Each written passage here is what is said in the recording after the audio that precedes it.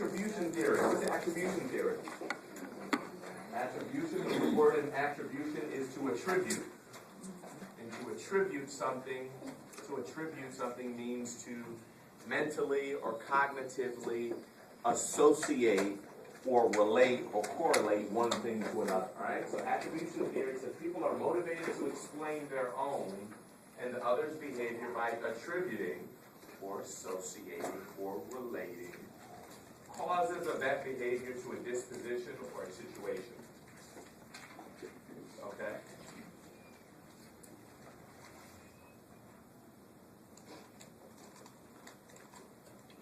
Write down attribution theory.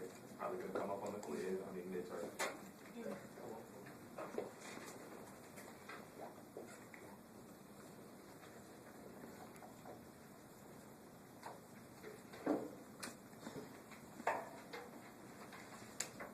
Alright, perfect example is most of the time when we see cars or a wreck like that, what's the first thing that comes to mind? How it happened. What's that? How it happened.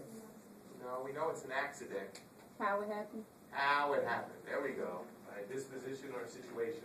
What are some of the thoughts that go through our mind when we see something like this? Must have been person. Maybe one of the person was actually wrong. Okay. Who was in the wrong, right? We look at blame, right? We wonder, was somebody drinking? I don't know why you all are being so bashful. You all are like, oh, well, when we see something like that, we think of crash. Duh, like really? When you're driving by, is the other person okay? Who was in the wrong? Was somebody drinking? Come on, y'all. He's such a careless driver. He never watches out for other cars. Well, that's dispositional. How did you know that? Did you watch it? Or did you get there after the fact? But here this person is attributing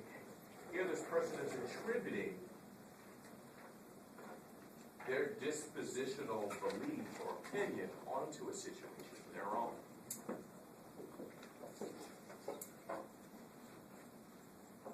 He probably got caught in some bad traffic and then was late for a meeting. He probably, how did you get that? How did you get that? You want to know oftentimes what we do? It's a fancy word. It's going to work well for this class. It's called projection. And a projector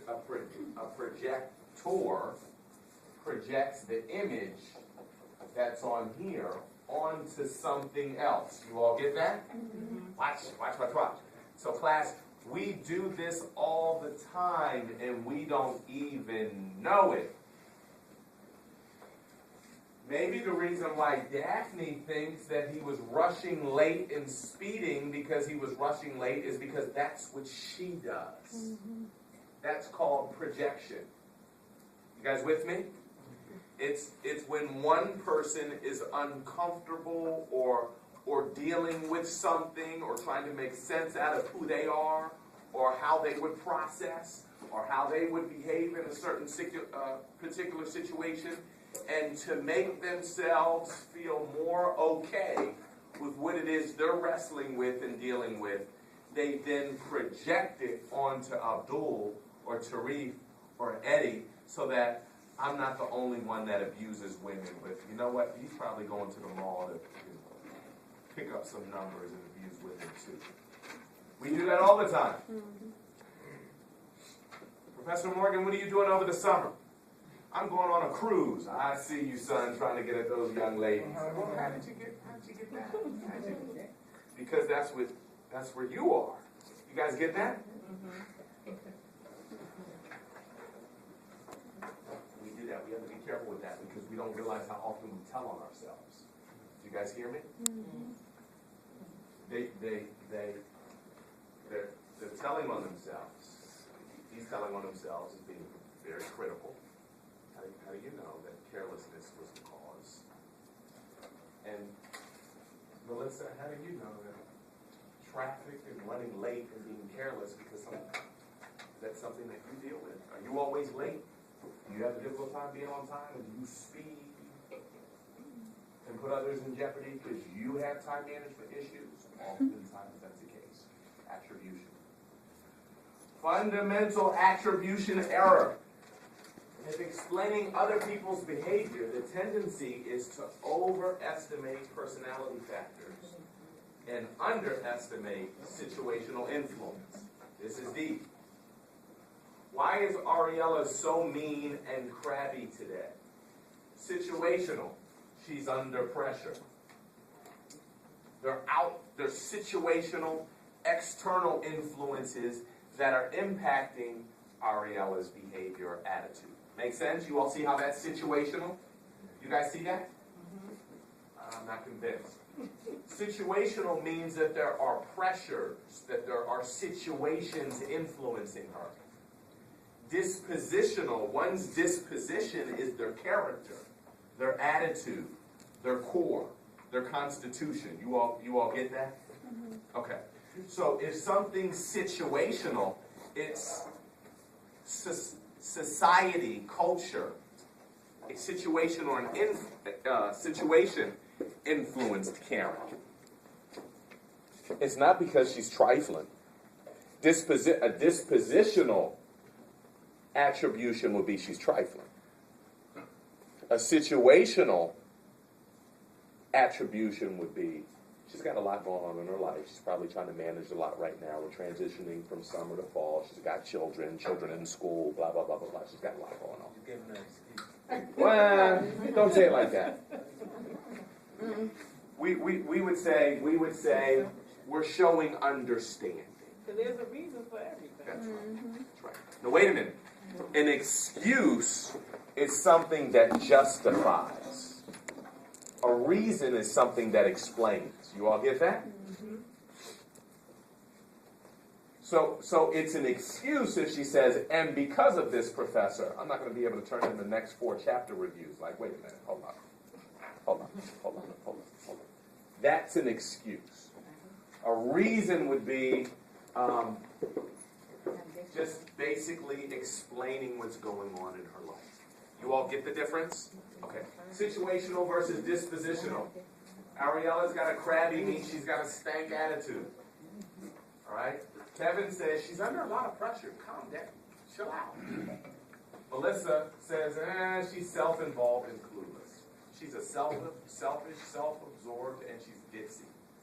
You see how the difference is between situational and dispositional? The fundamental attribution error is ignoring the influence of the situation of the behavior and emphasizing personality traits, because disposition is personal attitude. You guys get that? Okay. Tanisha. Can you define situational as explaining and dispositional as criticizing? Yeah, generally speaking, but not always. That's a good distinguishing characteristic. But I wouldn't across the board say situational is always and dispositional is always. Oftentimes it's not either or, it's and both. I love when y'all remember what Professor said. All right? But here's the key. You guys got to get this for the midterm. The fundamental attribution error is when it comes, watch this, this is how critical and mean we are as human beings. When it comes time for me to evaluate and assess you, I go dispositional. I don't go situational. You guys with me? When it comes time for us to look at him and her, we go dispositional. We look at personality traits. And we don't take into account, well, maybe there's some things going on. This is important because as counselors and clinicians and people helpers and social scientists, and if you want to work for DIFAS, or if you want to work for a child's agency or what have you, the child is acting out not because he or she's a demon. No. The child is not acting out because he or she is just a mean, nasty demon. No, they've got some situational things going on that's influencing their behavior. That's the chapter that we're in. We're in social psychology influence. You guys with me? You get that? Good. If we can understand that and embrace this concept, we'll be better human beings. The fundamental attribution theory says that when we look at, evaluate, or observe other people, we go critical, and it's a dispensational critical. Criticalness. He's wretched, he's trifling, he's nasty, he's demon, he stank. Watch this when we do others, when we look at others. Well, watch what happens when we evaluate ourselves. Right? When we look at ourselves, we come away from disposition and we focus on situational. It's important for you all to get that difference. You guys get the difference? Mm-hmm. When we look at other people, we go dispositional. We look at them dispositionally. When we look at ourselves, we don't break ourselves down dispositionally because we're good people. We're precious, good-hearted, good-natured people. It's my children. Professor, I'm not going to be able to turn this in. It's really not me. I really don't have issues. It's my kids. Professor, that boss of mine, that supervisor of mine is so nasty. Can you write me a letter?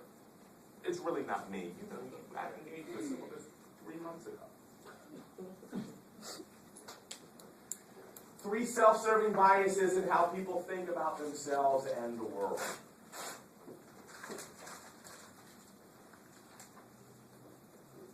This is good stuff. The bias to choose the most flattering and forgetting attributions of our own lapses. When we think about ourselves, self-serving biases, when we think about ourselves, we choose the most flattering and forgiving attributions of our own lapses. Basically, that's just the thing. I don't know why the book tries to be, Basically, we come up with favorable excuses for our mistakes. Yeah. Favorable excuses for our flaws. You get that? Everybody get that? When it comes to us. But when it comes to our husband, or our wife, or our boyfriend, he's just wretched. He's wretched and trifling.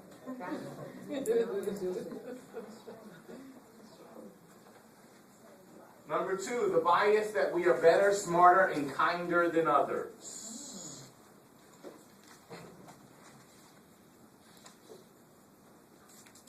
This is the reason, class, why there's so much violence and prejudice and discrimination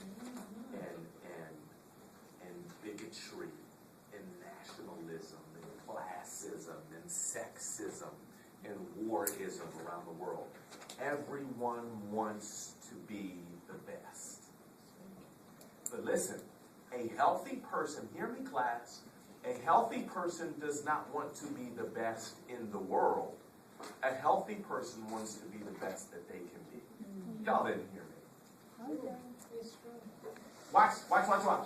And if that means that I get the bronze medal or that I don't make it to the Olympics, I'm okay with that. I did my best. My goal, I'm not preoccupied with being the best professor in the world. My goal and my preoccupation is maximizing my gifts, talents, and abilities to influence my students. If that puts me at the top, the middle, or the end, I don't. Self-serving biases, this is why we have so many issues. It's always the other person and never you. It's always others. It's never you. And you all do know that when you point your finger at someone else, Go back to you. you see 3 times as many coming back at you. Be careful with that. Number 3, the bias to believe that the world is fair, just world hypothesis. There are some persons that believe that everything is fine and just in the world. It's okay. Everything is good in the hood. Well, the truth of the matter is, if you have a difficult, we call these people optimists. They're just perpetually optimistic. And it's okay with being optimistic, but we don't want to be unrealistic and we don't want to be naive. The truth of the matter is that America leads the world in pornography. The truth of the matter is, in America, we have a horrible underground, dark child sex trafficking conspiracy in this country. The truth of the matter is, when we go to Pathmark or ShopRite or downtown to City Hall, and you see pictures of people who have gone missing, well, the truth of the matter is they didn't run away. There's some young people and some teenagers that were stolen. You all saw the movie Taken, right? And you see it's getting ready to come out again this Friday, Taken 2. I can't wait to see that. It's so. Isn't that, did you all see the movie Taken? Yes, I He did. went and got his daughter, Yes, didn't he? he did. Lord have mercy. And then they're going to come back and try it again? Dummy.